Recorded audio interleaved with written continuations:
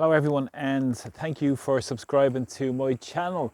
I've over 10,000 subscribers now, so I'm very grateful for each and every one of you for all your support in sharing my videos, liking my videos and commenting on my videos. So thanks again for all your support, and please keep sharing my videos to get the message out far and wide. Today I want to speak about the tariff crisis that is setting the Irish political establishment up in knots with the looming tariffs that are due to be pushed on the European Union by Donald Trump on April the 2nd. Now, of course, that's Liberation Day, April the 2nd, and that has big ramifications for the United States and for Trump and his push towards the Project 2025 that some people are talking about in terms of the privatisation agenda, deregulation agenda of the United States.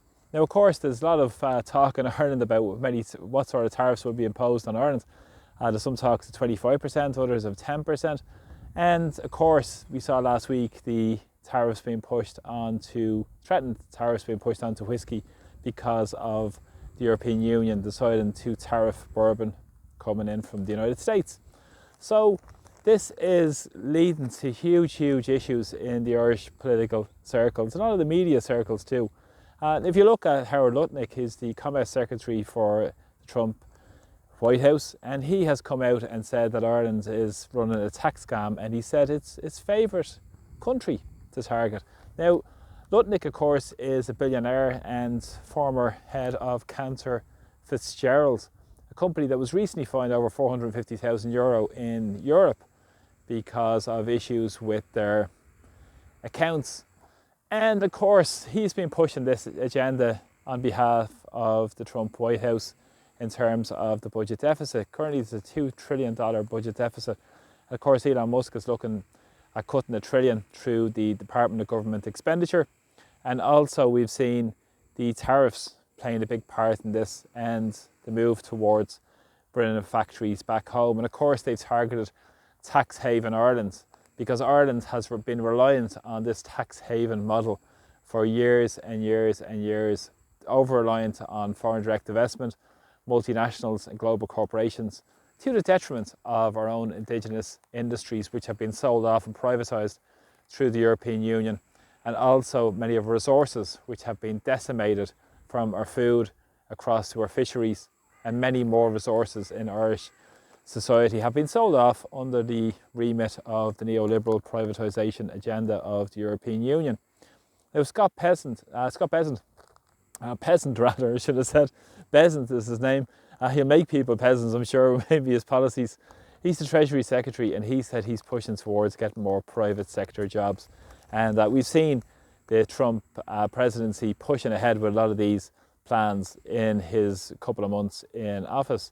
Now, of course, Trump said a couple of weeks ago that he didn't want to hurt Ireland in the White House. And of course, he has the European Union in his sights. Because it's interesting, if you tie everything together in terms of what's happening politically here in Ireland and militarily in Ireland and across Europe, we see the slowness and the progression of the ceasefire talks in Russia.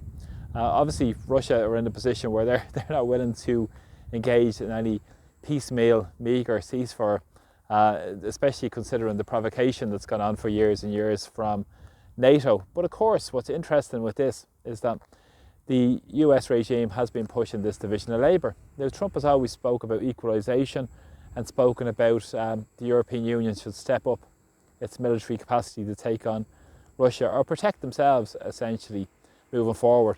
And of course, the European leaders have been all too willing to support this agenda as well, because they've been pushing the agenda to rearm Europe, €800 billion deal. They've ripped up the EU fiscal rule book, not for housing, not for the health service, not for basic needs for people in society or the energy crisis. No, it's for the military industrial complex. And of course, Trump will benefit from this in the first instance through his companies and the US companies, Raytheon, Lockheed and many of these companies. And of course, he's pushed the tariffs on the European Union, which again is going to force the European Union to go to the United States to look for weapons of war, part of this rearmament Europe plan, and also to look to industrialise Europe and move it towards wartime economy. Already Volkswagen have moved to this as well.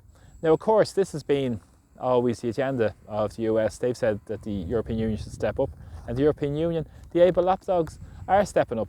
Now, of course, in Ireland, they're driving towards war, and they're just agreeing with everything the European Union are telling them.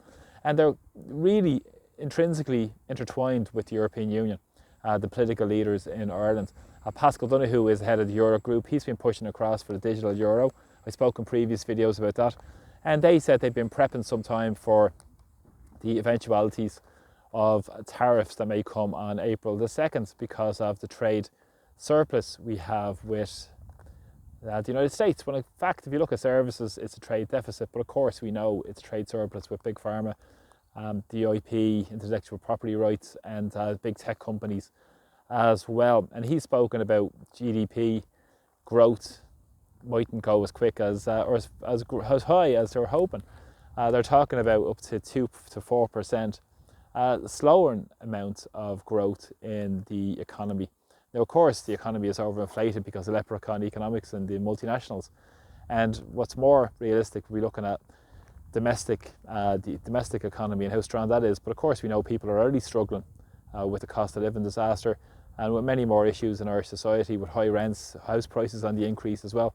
And of course, the European Union have decided to pause any more cuts on interest rates, which are going to have implications again for ordinary people. But again, it's transferring more money towards the wealthier in society, and inflation only devalues the money of ordinary people and pushes it again into the coffers of those who are already wealthy, that I've spoken about many videos on inequality. Now, they've said they're looking at a volatile state, and they said they're going to be well prepared for this. There's going to be huge job losses. So here we are in Ireland. We have a completely out of touch political establishment who have hitched their wagon to the foreign direct investment and the multinationals and the global corporations for years and years, at the expense of local and indigenous businesses, industries, and our resources as well. And rather than supporting small and local businesses, which are the lifeblood of each and every community up and down the country, they've been decimated because we've seen the fallout from the COVID lockdowns. We've also seen stories of tourism and hotels being closed up and used for so-called international protection, which is another immigration industry as well, which is really an immigration industrial complex as well. So let's see what happens over the next period of time. We'll see what happens in the lead into April the 2nd. But of course, the Irish political establishment will just be doubling down on the European Union. And it's not just the government, it's also Sinn Féin and the Labour Party and other so-called opposition in the Dáil, who are also saying that we should work together with the European Union around this, rather than trying to go on any sort of solo run, which is just ridiculous. This is, by the way, these are the same people who are actually looking for a United Ireland. So it's interesting.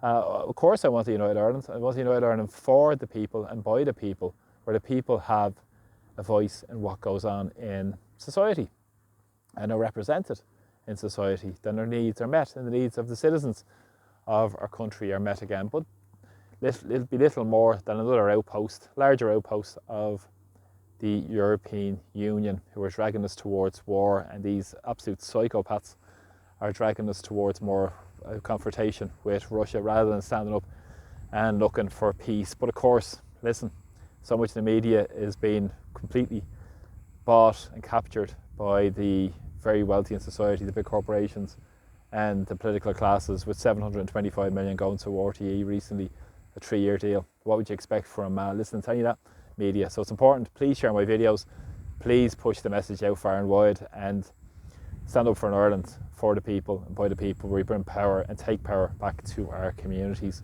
and talk about our sovereignty, which is critically important at this juncture. So thanks a lot for the support again. Fair play to you all for sharing my videos, and glad that it's well over 10,000 subscribers now. So keep pushing on, keep sharing the message out far and wide, and please let me know where you're watching in from as well. So from Dublin today, Slán, take care. Talk to you all soon. Bye bye.